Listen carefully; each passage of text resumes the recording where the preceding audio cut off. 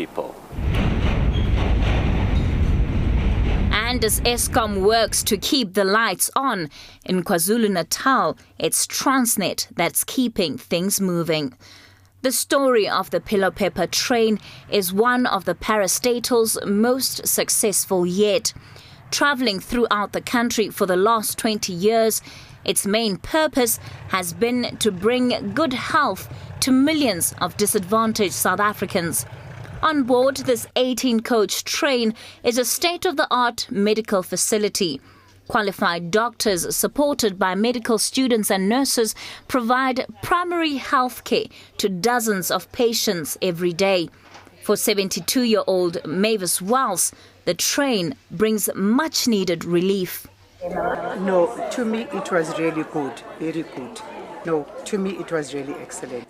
Yes. Like today we only paid 60 rand for 2 pairs of glasses. It's quite reduced for us pensioners, so we are happy about it.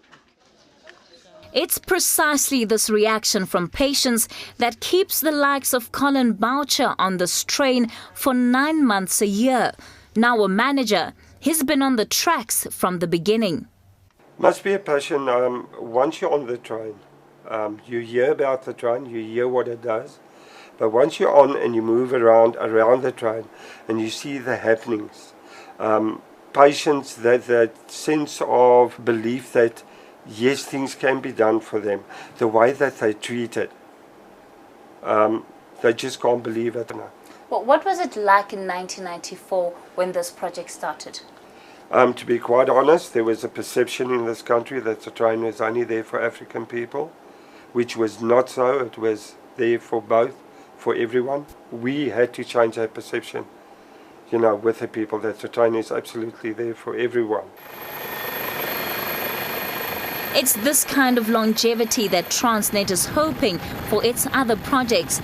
Not far from this train stop in Newcastle is the port of Durban, the busiest in the southern hemisphere. Much of the hustle and bustle is centered around the Durban container terminal and the new multi-product pipeline. The pipeline is considered one of the country's most ambitious engineering and construction projects. Fuel from various suppliers will be kept in these massive temporary storage tanks. Once filled to the brim, each tank will weigh about 20 million kilograms. The pipeline will ensure a steady supply of fuel to Gauteng and other inland areas. It will keep motorists on the road. Now, according to the experts, without this pipeline, you would need about 400 tankers traveling daily from Durban to Johannesburg, and that's just to meet the demand. Currently, the fuel line is pumping 500,000 litres worth of fuel to the Heidelberg terminal. Once this entire project is complete, 1 million litres worth of different products will be pumped to Heidelberg on an hourly basis. The construction of this pipeline also highlights some of the challenges government is facing with its mega projects. One of them is the over-reliance on contractors caused by limited capacity of in-house experts, ambitious timelines and underestimated budgets. All of these have resulted in costly delays. Now, where we are, when we began to implement many of our present infrastructure programs, it was because, one, it was without any long-term planning.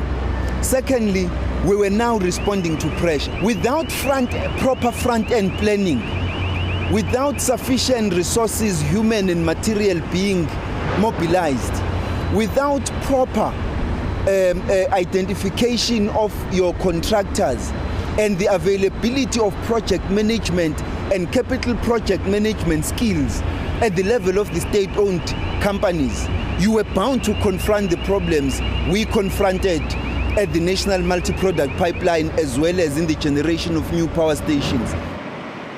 Public Enterprises Minister Malusi Gigaba believes government has learnt from previous mistakes and it's now operating proactively. The Durban container terminal has recently been upgraded with massive cranes. These have helped to speed up the transfer of cargo, increasing the port's capacity. Most of the goods coming through this port are distributed across the country, while some are destined for the rest of the continent, even reaching Cairo. What South Africans must bear in mind is that infrastructure must be viewed not only as a response to the demand in the economy, but it must be viewed itself as a stimulant of the demand in the economy. Not far from here, the construction of a new port is expected to begin in 2016. It will have 3 times the capacity of Durban. All along the coast, right to Saldanha Bay, ports are being equipped to unlock major business opportunities. But it's going to take a collaborative effort from the public and private sectors to make it work. Operations between the Sishen mine in the Northern Cape and the port of Saldanha are considered a model example of this. This line is used to transport millions of tons of iron ore to the coast, almost 4 kilometers long. This train is the longest in the world. The system of bulk loading facilities here at the biggest port in the country is among the most efficient and advanced logistical system in the world. From road to port to rail, a significant portion of the 4 trillion rand government will spend on development over the next 15 years will be to ensure integration of the country's infrastructure. The Presidential Infrastructure Coordinating Commission is helping to make sure the country's major projects are also benefiting local communities. And I think what the government has done through the PICC, it comes across as a focused attempt or effort to first of all identify what is required in terms of infrastructure development. And I think the PICC or the government has done reasonably well in identifying what is required through the various SIPs. I think where we have a question mark, me specifically, is how efficient is the PICC or the processes within government to actually bring these opportunities to market. So I think the identification of the need has been done reasonably well, but the implementation we haven't seen much yet.